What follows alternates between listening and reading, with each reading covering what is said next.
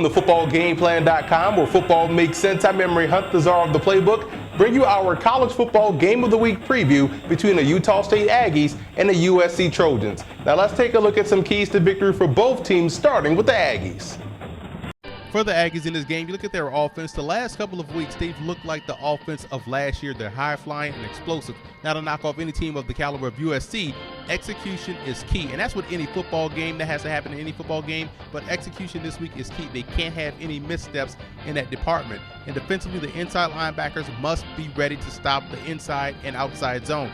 The defensive line's job this week is to maintain. The linebackers have to fill and make the plays. And they can't fall asleep in the secondary. Otherwise, USC can hit big plays deep down the field off play action.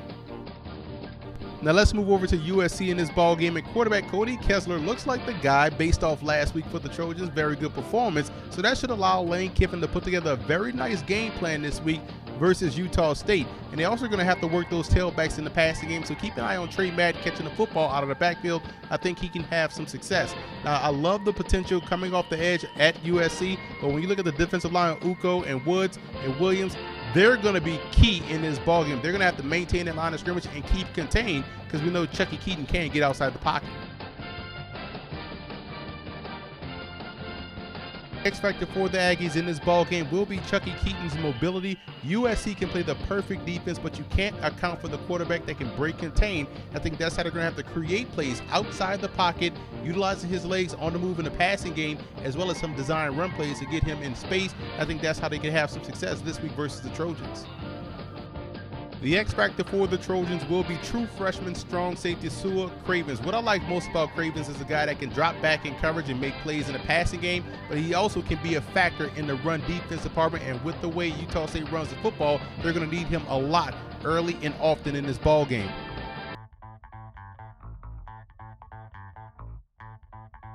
Now, here are some coaching points for both teams in this matchup. For Utah State, you want to bracket USC's big-time wide receiver Marquise Lee. Bracket him, force these other wide receivers to make plays consistently. And on offense, those combo routes with the tight end and wide receiver, you want to try to own the middle of the field. I think they can have some success throwing the football over the middle of the field versus USC. And free safety Maurice Alexander's range. He's going to have to cover sideline to sideline to be able to get over top of those streaks and those posts that USC loves to run off a play-action pass. For the Trojans in this ball game, I look at quarterback Cody Kessler's confidence. He had a great game last week. If he can build on that this week versus the Aggies, there are some plays to be had deep down the field, so keep an eye on his progression throughout the course of this ball game. And I look at sophomore nose tackle Antoine Woods. The way you stop a spread attack, you have to get penetration over the center, and Woods is going to have a huge game in order to slow down the Aggies offense. And you want to get push versus pressure. Contain on the outside. The pressure has to come from within, and if they can do that, they can keep Keaton bottled up in the pocket.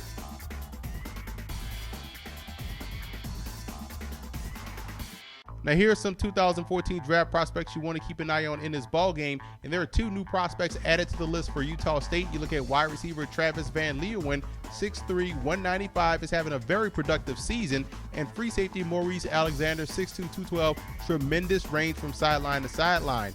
Now for USC, they're still the same five prospects that we've talked about before, but they're very impressive. Marquise Lee, Morgan Breslin, tremendous outside edge rush along with Devin Kennard. And also you look on the offensive line with Kevin Graff and tight end Xavier Grimble.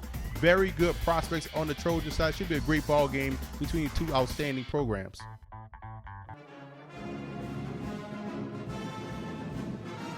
Before he became a legend head coach at BYU, Lavelle Edwards was an all-conference performer at linebacker for Utah State in 1950, a 3-year letter winner, and was named to the Utah State's All-Century team. Rodney Peete was a tremendous athlete for USC, also played on the baseball team, was a third baseman, a very good one, and in 1988 was named first-team All-American, finished second in the Heisman Trophy, and also took home the Pop Warner Trophy and the Johnny Unitas Award for being the nation's top senior quarterback.